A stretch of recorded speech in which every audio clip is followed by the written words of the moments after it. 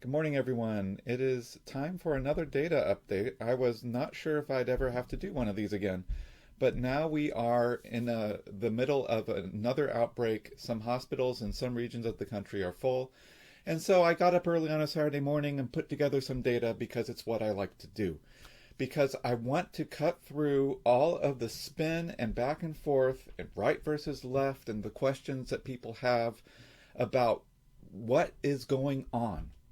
And so I think I've seen what's going on, and I want to show you the data so that you can agree or disagree with me, but agree or disagree with the data before attacking me, I guess, although you can certainly attack my interpretation. Now, I got the idea for doing the data this way from an Israeli scientist named Aaron Segal, whom I follow on Twitter, a good guy to talk to, and Twitter will translate his tweets for you so you can see what's going on in Israel. And I'm also processing these the way I've always processed them, which is with drop-down plots from this site right here. What I want to do is I want to say there are many countries that have experienced Delta, and not just India, where it was first found. And India is a little bit difficult. It's so huge, it's so different, that it's a little bit hard to compare to the US situation. But there are a bunch of Western European countries that have been through a Delta wave, and they also have comparable vaccination rates with similar kinds of vaccines. So I think that is a glimpse of what is going to go on. We want to know what's going to happen with this wave of Delta COVID. And so I want to go ahead and show you. My theme will be It's a Small World. Don't worry, I'm not going to sing. My wife offered to play piano, but I thoughtfully declined because I'm thinking about you, the audience, at all times. But you probably have the song going on in your head even right now just seeing this. But I want to go through many of these countries, which are, because they're the Western European-centric kind of countries that Disney focuses on, we do have many of them as small world examples. So the biggest example is the UK. Very similar to the US, 57% vaxxed at this point, and what's going on is they had a Delta wave a couple of weeks ago that peaked. This is what we are seeing over and over again with the countries that are, 50 to 60% vaccinated. The one exception right now is Israel, which seems to be in the same boat as us, pardon the pun. But as the other ones I want to look at, I want to show you on this drop-down plot, up is bad, down is good. It's pretty simple, and it's not technically over time, it's over the progression of the disease, the number of people to get it. But you can see right there that it has gone up rather scarily and quickly. That's what Delta does. But it also seems to burn out quickly because it hit a wall and it went back down. Now, the United Kingdom is also experiencing a tiny little blip. You can see right there, might not be quite done with this yet. But at least it's going down, and we do have good news from them to look at. Spain, almost the same picture. So you can see that the culture's different, the small world costumes are different, but you will see the Delta wave has peaked, the percent vaccinated about the same as the UK. And so if you look at the rest of the graph, you can see that each country is slightly different, but the overall shapes of these graphs can be described as multiple waves. We can talk about the fall wave, the summer wave, and now we're talking about the Delta wave. The waves do break, and this time we have a wall of vaccinated individuals that they're running up against. And this wall, like anything natural that's flexible, it has some holes in it. It's not perfect barrier, 100% protection, but it is enough to cause the wave to go down. The Netherlands, 54% vaccinated. Here they are, you can see the same kind of thing, fast up, but also fast down when it comes to the Delta wave. Portugal, same story. Now, I can't find Portugal. There's no small world anywhere that has a Portugal, so sorry, Portugal, but I just included a picture of Europe. What about other countries that are less vaccinated? Well, here's Finland, which is only 36% vaccinated, and you can see that their peak seems to be slightly higher. It's still within the range of what we've seen before, and it also seems like we're at the peak right now. Maybe this can surprise us and continue to go up, but I sort of doubt it from what I've seen. And by the way, they don't have Finland either. They have what I believe is Norway. I think that's Norway, so I'm going to show you that on the left.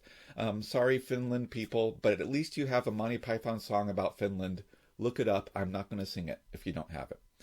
The good news is whatever is going on, Finland even may be going down. And that brings us to the US. You don't see the same kind of pattern that you see in the other ones. You also see a lower vaccinated number, although it's, 8 to 10% lower. It's not like half what the UK is. We got to remember we do have a lot of people vaccinated, and especially the older you are, the more likely we are to have a vaccine in you. So that's a good sign. But let's keep pushing at it. My whole point with this is that the vaccines are helping in real life, and they are the one thing that's going to help more than anything else. So I don't want to fight people about masks. I want to let people know the vaccines are important and they're working. So if you look at the US right there, you can see that we are on the way up. But the thing I like about drop-down plots is you can start to see it curve down before it curves down. And you can look at it, if I zoom in on the US, you can see that the US is actually starting to curve down. Now on a drop-down plot, this means it's still growing. So it's not going down until it actually goes down, but it's growing less than it was before. Okay, and these drop-down plots, if I go back to these, you see that they're a little bit rough, although most of the roughness comes from holidays, which changes reporting. On this scale, the curves are usually pretty smooth, so I think that the US is not shooting up as fast as it was a week ago, and I'm hoping that I'm right about that. And of course, the autish.com site, the drop-down site, has multiple states you can look at. You've heard a lot about Florida. I have friends in the hospitals in Florida. I have family who have gone to the hospitals in Florida. I know that the hospitals are really taxed there, probably more taxed than they have been at any point during the pandemic. The only thing I can show my friends and family in Florida is the drop-down plot is starting to go horizontal, and it's going to start to drop down if it follows the previous pattern. Given the number of people who are vaccinated, even in lower vaccinated states like Florida, I truly believe that this will start to drop soon. So hang in there. Let's get them all the help they need for their hospitals. Let's manage this as best we can right now. But this may be the darkest time. We might be starting to see the dawn here. And look at all the other states. You have various states in various parts of this. You can see California and Texas are maybe starting to curve down. New York and Illinois are still going up fast.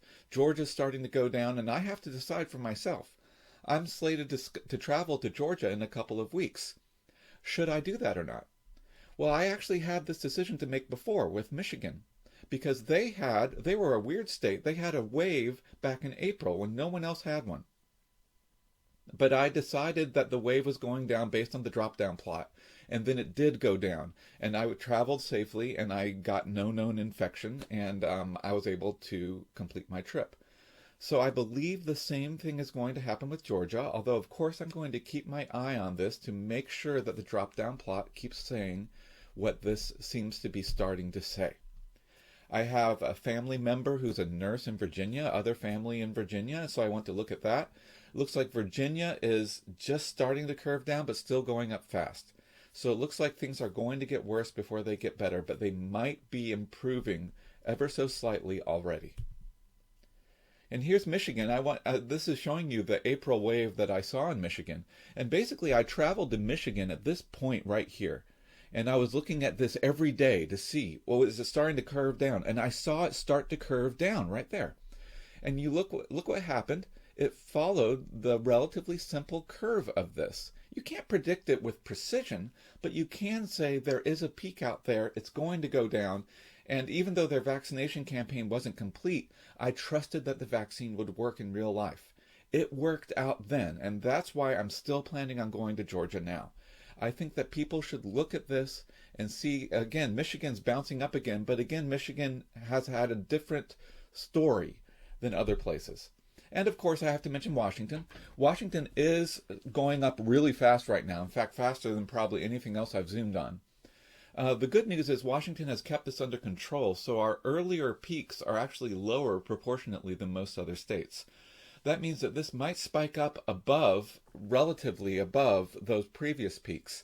But I do expect it to be fast on and fast off, and who knows, Washington's high vaccination rate will probably keep this more under control and have this on the low end of the Delta wave possibilities. That's what I'm hoping.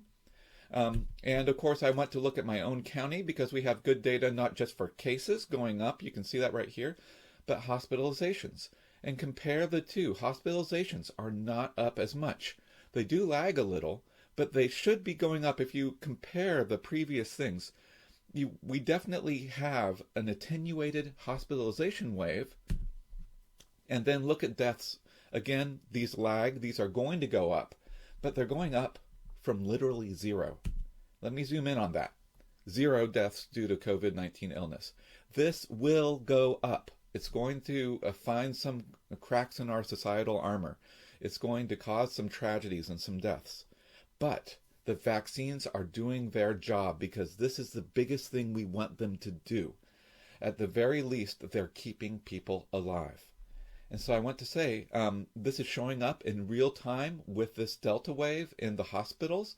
This is just one example, and I know from my friends in other hospitals, they say the exact same thing across the country. 95% of their patients are unvaccinated. And in fact, the more severe, the more unvaccinated you have. This is a time in Baton Rouge when all of the patients on vents were unvaccinated. And only 2 in the ICU were vaccinated out of 50. So look at this number, and this is not just some government agency collecting numbers and treating people like numbers. This is from the healthcare providers that I know personally, who are experiencing this personally, and who are able to tell me 95% protection from hospitalization appears to be about the norm for this. There's a lot of confounders, but let's go to personal experience because that's what really speaks here. The good news, even if you don't remember all these things, if you don't remember my data updates, your immune system will still remember the vaccine that you've got in you. That's why I want you to get the vaccine in you. It's working in real life. So we have a vaccine that even in this Delta wave appears to be 90 to 95% effective against severe disease. It gets an A. 80 to 85% effective against cases of the virus, infections, which may not cause severe disease. That gets a B. And really, what do we need? If you had asked me before this came out, what effectiveness do we need? I would have said maybe 70%. Maybe we can squeeze by, but it's so infectious, I wanted to say 70%. So, and that really is kind of like a grade. You know, I'm a teacher. I give grades all the time. I wanted to have a vaccine that passed, and we got a vaccine that was straight A's. And then we got a vaccine that got a few B's. And that's what's going on right now. And some people are saying, oh, the vaccine doesn't work. That's like saying that a B is not a good grade in a class. A B is a good grade, you know, and that's even before not counting for grade inflation. I don't do grade inflation. I grade like this.